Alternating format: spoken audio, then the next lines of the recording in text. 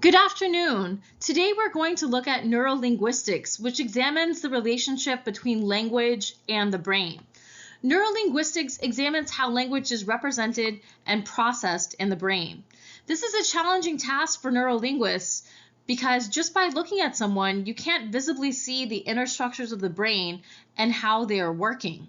Neurolinguistics is interrelated to linguistics, psychology, neurological, and biomedical sciences. A major focus of neurolinguistics is language disorders. Neurolinguistics examines various brain structures and their relationship to language.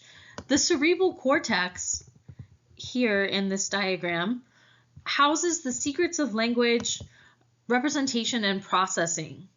The brain is split by a longitudinal fissure, as seen here, into left and right hemispheres. Each hemisphere controls the opposite side of the body. Thus, the left hemisphere controls the right side of the body, and the right hemisphere controls the left side of the body. O'Grady et al. Note that most right-handed individuals have language represented in the left cerebral hemisphere and are therefore said to be left lateralized for language. However, Lamandella notes that neural systems throughout the brain aid with language. Scoville also cautions us against sweeping generalizations about the left hemisphere versus the right hemisphere. He proposes that neurolinguists should look at the brain from up down, superior, inferior, front back, anterior, posterior lobes. A number of neurolinguists, however, have focused their studies on two language centers of the brain: Broca's area, a motor speech region, and Wernicke's area, a sensory speech region. Broca's area. Broca's area was discovered by Paul Broca, a 19th century French neurologist. He observed a patient who was not able to speak, but who seemed to comprehend everything said to him. After the patient died, Broca found a lesion in the lower rear area of the left frontal lobe, and you can see Broca's area right here. He hypothesized that this area of the brain, which would become to be known as Broca's area, must normally be responsible for speech production. Wernicke's area. In 1874, German physiologist Karl Wernicke hypothesized that damage to another area of the brain, which resulted in aphasia, loss of language ability, highlighted another area crucial to language production.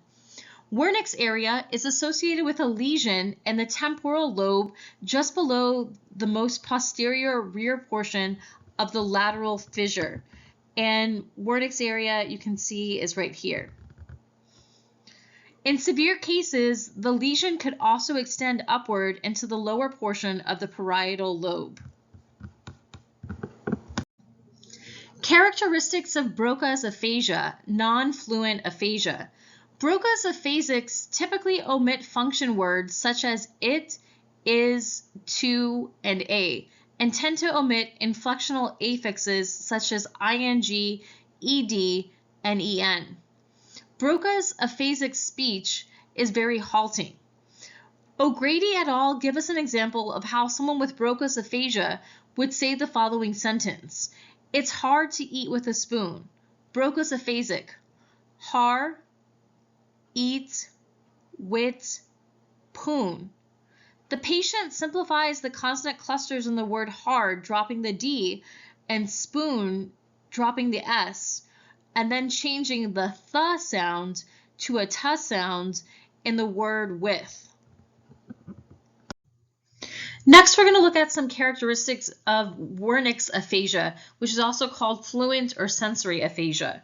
In Wernicke's aphasia, speech is not halting, there are no long pauses, sentence intonation is normal, function words are used appropriately, and the word order is usually correct. However, the patient rarely makes any sense.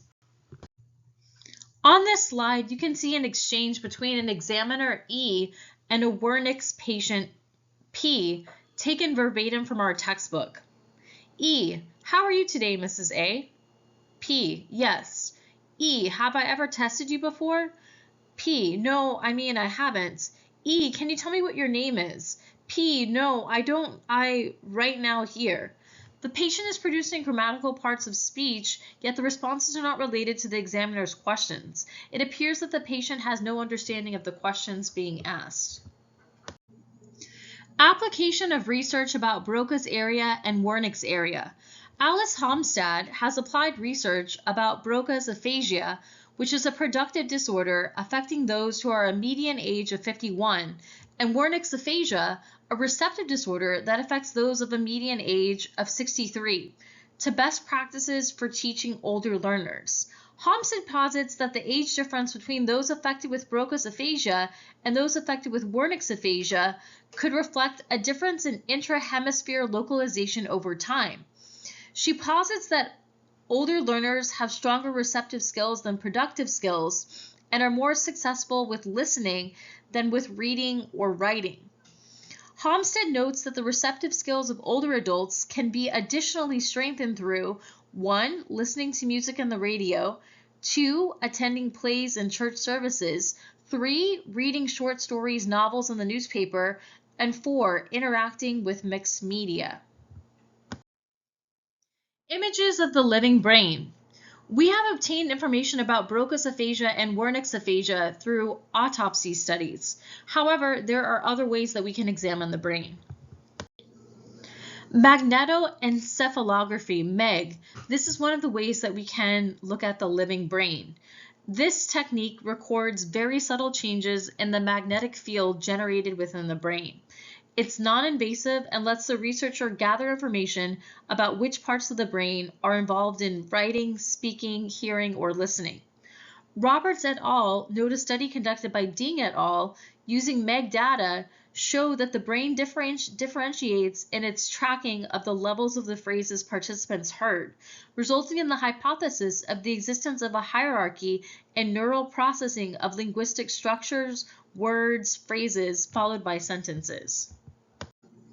Electroencephalography, EEG, another way that we can look at the brain. And in this technique, electrodes are placed on the scalp and data is collected in relation to an ERP, an event-related potential, which is a response to specific stimuli. One study looked at the difference between beginning language learners who were recorded to have a negative going component wave N400 when the subject was looking at a grammatical mistake, such as the winner of the big trophy have proud parents, and advanced learners who, in response to the same stimuli, produced a positive going component P600 in response to the subject-verb violation. Some have posited that increased grammatical knowledge results in more P600 waves. Functional magnetic resonance imaging, fMRI. O'Grady et al. Note that this is the preferred means of gaining information about the functional anatomy of the brain. fMRI tracks blood flow of the brain. This technique is very expensive, however. O'Grady et al. Believe the technique has already yielded dramatic evidence of activity of various brain structures during language processing tasks. Roberts et al., however, find the results of fMRI fragmented and lacking in meaning. Knowledge gained from fMRI and MEG. fMRI, contrary to what Roberts et al. Believe, and MEG have resulted in increased knowledge about where in the brain language processing takes place.